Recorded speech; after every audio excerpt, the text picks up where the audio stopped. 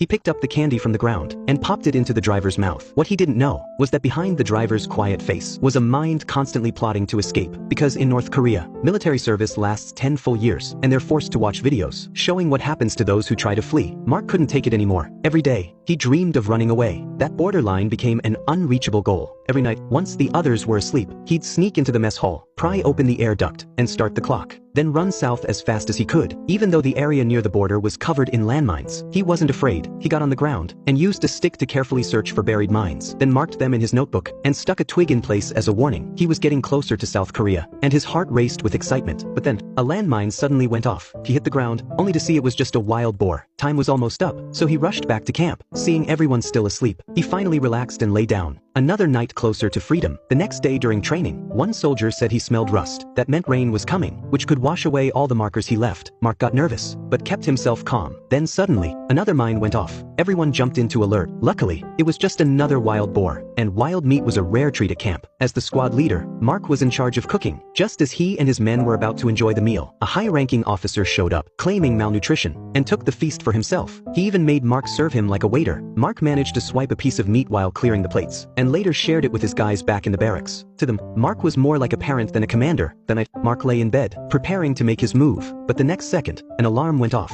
Everyone was ordered to assemble. Mark was filled with anxiety. He threw on his gear and rushed to check the mess hall vent, only to discover the escape tunnel had already been found.